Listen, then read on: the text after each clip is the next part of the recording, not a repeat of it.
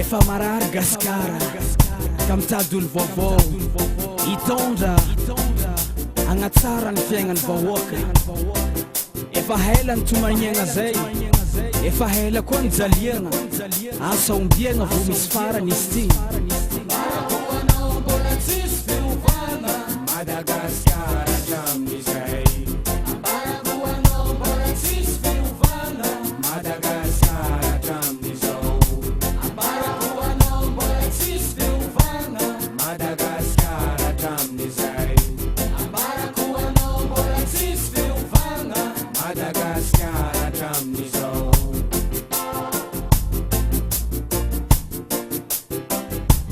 anisy tamin'olonandy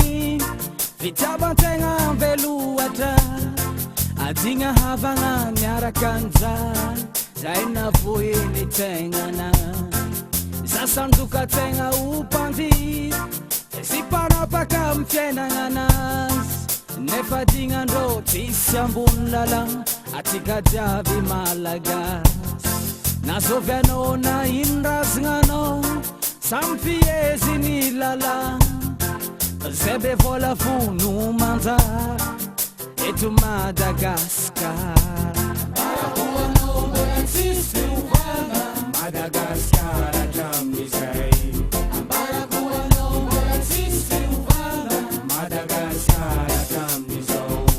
ambarakoanao mbola tsisy fiovana Madagascar hatramin'izay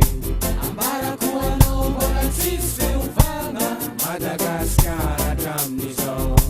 vahoaka madiniky miaritry karaha maty mitombo amin'izay azovy olo mety atogniny amizay mba havahaty olagna nangataka tamin'ny fanjaka nikoezy tamindrô razagna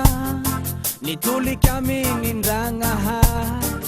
izy feky mety amaly izay atika ty voly miady antragno pamaty vola manasata akory ataony gasika ny afaratsika opangata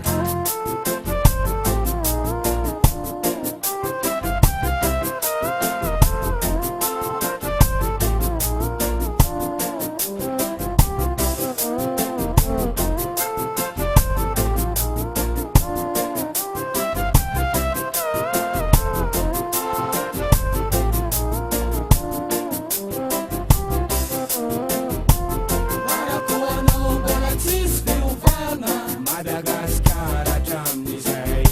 ambarakoanao mbola tsisy fiovana Madagascar hatramin'izao ambarakoanao mbola tsisy fiovana Madagascar hatramin'izay ambarakoanao mbola tsisy fiovana Madagascar hatramin'izao